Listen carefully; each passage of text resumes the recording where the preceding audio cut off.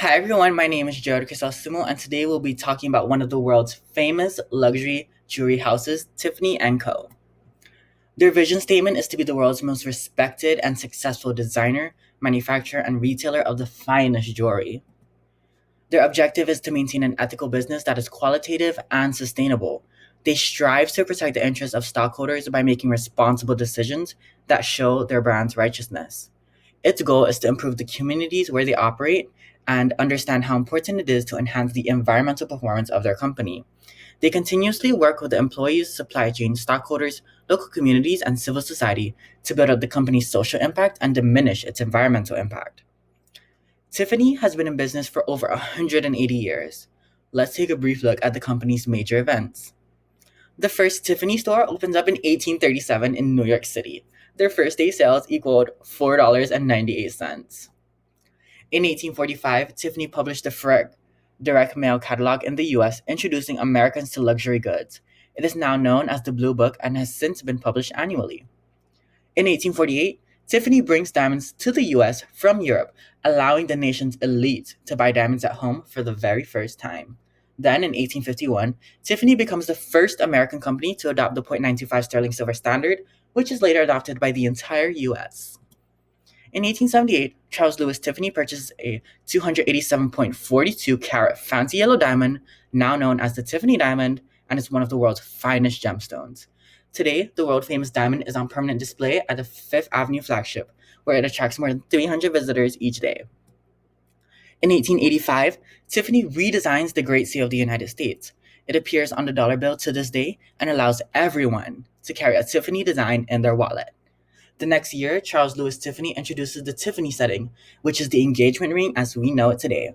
Flawlessly engineered, the six-prong setting is virtually hidden and allows the brilliant diamond to float above the band and into the light, resulting in a ring so beautiful it has been the symbol of the world's greatest love stories for the past 130 years. In 1940, the Tiffany flagship store opens at the corner of 57th Street and Fifth Avenue, establishing the area as New York's premier shopping destination. Later in 1969, Tiffany debuts the Return to Tiffany charms. Each one sold is assigned a serial number and, if lost, can be returned to the Tiffany flagship store and reunited with its owner. Then Elsa Peretti joins Tiffany in 1974 and revolutionizes jewelry design with her sculptural aesthetic and modern sensibility. Under her direction, sterling silver attains a glamorous new status, and Diamonds by the Art collection introduces diamond jewelry that can be worn every day. The Tiffany Co. Foundation is established in 2000, solidifying Tiffany's long-held commitment to conservation and the arts. The foundation has awarded $75 million in grants since.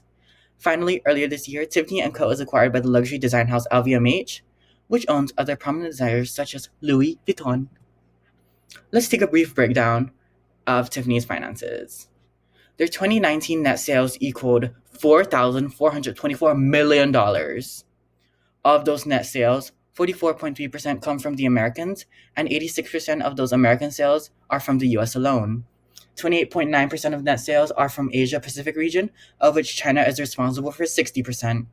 Next, 15% of sales come from Japan, and 11.3% come from Europe. 40% of European sales come from the UK alone. Their 2019 profit equaled an astounding $2,761.9 million. Tiffany currently owns $6,660.1 million in assets.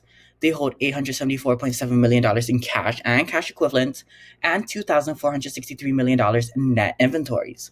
Stockholders' equity is equal to $3,335.4 million. There are 5 main categories of products that Tiffany offers, and let's take a brief look at them. The first category is jewelry, my favorite. This includes necklaces and pendants, bracelets, earrings, rings, and charms. Next is love and engagement, which features engagement rings, women's and men's wedding bands, and couples rings. Tiffany also offers women's and men's watches, as well as the luxury designer watch Patek Philippe. Home and accessories include tableware, desk accessories, decor, and baby items, as well as men's and women's accessories, leather goods, sunglasses, and even pet accessories, among other things. Finally, Tiffany also offers fragrances for both women and men. Tiffany executives has listed 5 key marketing strategies during a recent interview with Forbes. First, they want to focus on building Tiffany's brand relevance by evolving its messaging. Though this has increased social media buzz, it has not translated into more sales. Corporate believes the next two strategies would deliver those extra sales. Second is to bring newness to the product range. In order to bring more new product lines to the market, the company has launched a product innovation funnel. This more disciplined approach to new product development with the design and merchandising teams working collaboratively has shown good visibility for new products through 2021. Third is to provide new shopping experiences online and in store. The company has recently revamped its 13 global websites and opened up to take online orders for engagement rings. In addition, it is launching an e-commerce enabled website in China, which represented 17% of global sales in 2018. The fourth strategy is to offer better clienteling and customer service, which is how Tiffany plans to welcome back guests upon completion of the renovations of Tiffany's flagship location. The aim is to make Tiffany's the most experiential place to shop, with its Blue Box Cafe and gift and furnishing home department, and with selling space on every floor. Finally, they plan to focus on key markets with cost discipline. The focus will be on top line growth in key markets like China, where opportunities are high. This is already seen in China's popular WeChat, where Tiffany launched their 2021 Valentine's Day ads. A new supply chain order and inventory management system will enable the company to better tailor their product mix to specific markets, such as China, where silver is in less demand than gold and diamonds. Tiffany is committed to their sustainability and focuses on three main areas. Tiffany hopes to be sustainable for the planet through their reduce, avoid, and offset methodology. The company is continuously reducing energy use and emissions by improving operational efficiency. Tiffany avoids emissions by using clean renewable energy. In fact, in fiscal year 2019, 84% of global electricity used by the company came from clean renewable energy. Finally, they hope to offset unavoidable emissions through investment in high quality, carbon saving projects in forest conservation and sustainable development initiatives. Tiffany hopes to offer sustainable products through their advancement in responsible mining and minimizing the environmental impacts of mining. Tiffany has provided $6 million in grants to organizations working to establish standards and credible certification systems to advance responsible practice in the artisanal and small scaling mining sector of gold, diamonds, and colored gemstones. They have also provided an additional $4 million in grants to organizations working towards solving the chemicals leaking from abandoned mines, which threaten sensitive watersheds, ecosystems, and native species.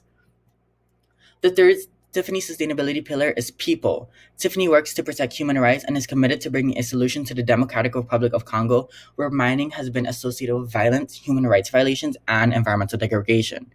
Second, the company has endeavored to pay a living wage to their skilled workers at their manufacturing facilities in developing countries. Finally, they continuously work to enhance diversity and inclusion in their talent, culture, and brand. Tiffany has always been a controversial company when it comes to sustainability, as they are often the first to include and support new sustainable practices. For example, Tiffany spoke out against the proposed pebble mine in Alaska's Bristol Bay. If developed, the pebble mine would have been the largest open pit gold and copper mine, sitting at one of the headwaters of one of the world's greatest remaining wild salmon watersheds. In 2008, Tiffany was one of the first jewelers to sign the Bristol Prey Protection Pledge and declare that should the proposed pebble mine be developed, Tiffany would not source any gold from it. That's the end of my presentation. Thank you all for watching.